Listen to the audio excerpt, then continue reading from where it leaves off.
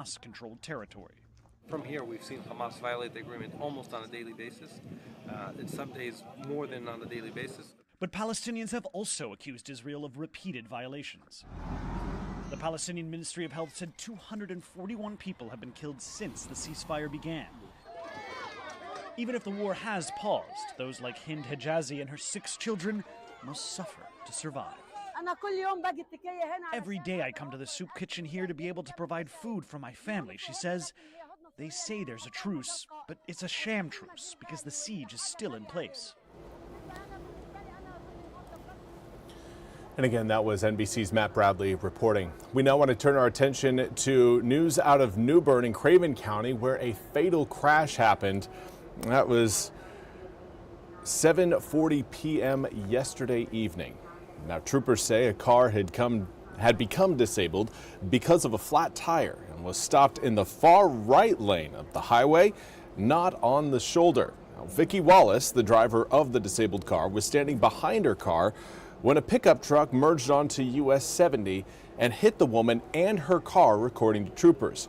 The 54-year-old woman was pinned between the two vehicles. Now, the Highway Patrol says the other driver had serious but non-life-threatening injuries. No charges are expected in the crash.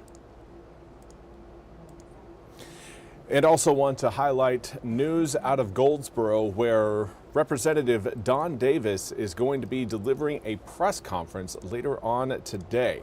The press conference is set to highlight a bill that's looking to ban redistricting mid-decade. He's holding a press conference at his Goldsboro office coming up this afternoon to discuss now the longest shutdown in U.S. history, which began on October 4th. And he's also set to talk about the impacts of the shutdown and how that shutdown has had an impact on Eastern North Carolina's farmers, military families, and SNAP recipients. Davis will also discuss his newly introduced piece of legislation, H.R. 5837, also known as Restoring Electoral Stability to Enhance Trust Act of 2025. Now, the legislation was introduced last week, and it looks to limit states from redistricting after a decennial census and apportionment of representatives. This comes after North Carolina Republican lawmakers approved a congressional voting map into law that could make it harder for Representative Davis to hold on to his 1st district seat.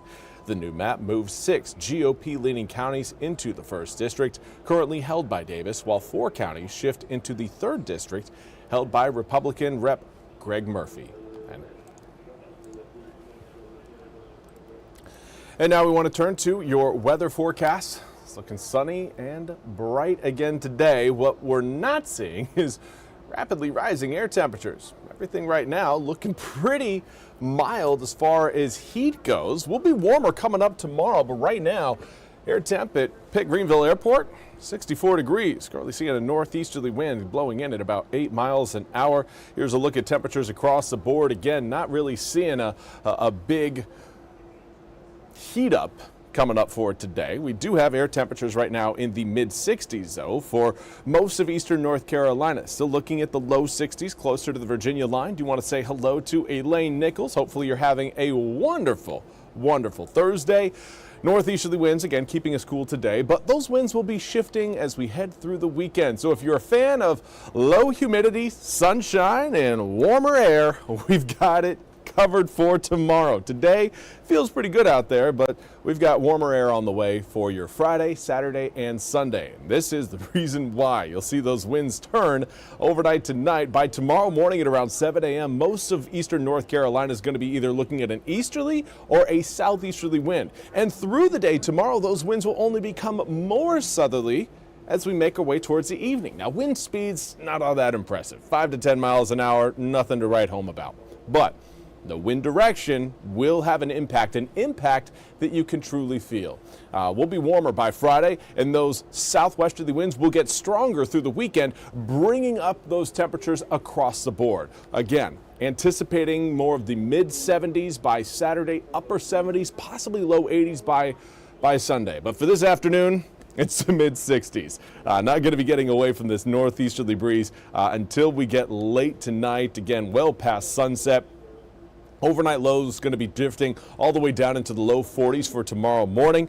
We should avoid frost. That is encouraging, but that frost avoidance will be temporary. While we are warming up over the weekend, we've got a massive cool down heading our direction by the time we reach next week. Monday, that cold front you're seeing across Illinois and Indiana and Michigan, that frontal boundary will have a lot of cold air behind it, and it will swing it all into eastern North Carolina over the weekend. It's going to really bring about some really cold conditions, and then it will be followed up by another front coming in on Sunday. Here's a look at that cold air drifting down out of Canada.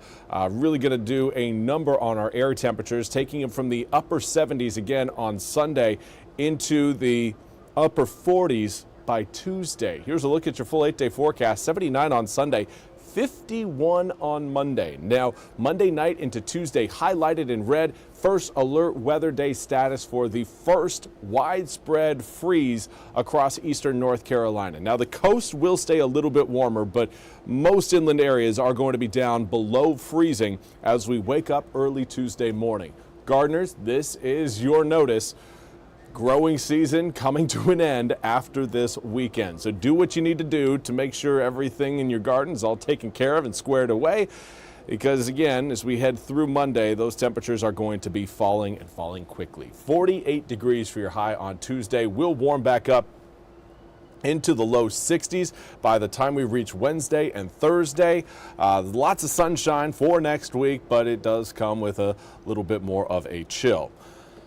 Now, does look like, again, we will see that warmer weather come with a chance of rain. It is good news. We are in need of the drops. However, we have seen that severe drought across eastern North Carolina actually drop off. Most of the east right now is doing quite a bit better than what we were looking at just a couple weeks ago. But we do still have, again, some in that severe drought zone, particularly Edgecombe, Wilson, Northern Greene, and just the very western edge of Pitt County. Most of eastern North Carolina, though, is registered as either abnormally dry or currently under a moderate drought. So the rain showers we've got planned for Sunday come at a good time. We need the drops. The only really concern that we're really looking at is the potential for, well, the potential for maybe seeing some severe storms there. That's something we'll continue to monitor. If dew points get up to around 65 degrees, that's where the severe weather threat becomes a little bit more tangible, a little bit more real. But right now, dew points, the measure of moisture in the atmosphere, is a little bit below that 65-degree threshold that usually we kind of look to as far as, okay, do we have enough moisture to create those severe storms? Right now, we're just shy of that, but again, a lot can happen over the next 4 days. We'll see if those dew points start to come up as we head through Sunday. Well, that's all we have time for today's noon news and weather update from the First Alert Desk. I want to thank you all so much for joining me. We'll be back with more news and weather coming up at the top of the hour. Until then, I hope you all have a fantastic rest of your Thursday.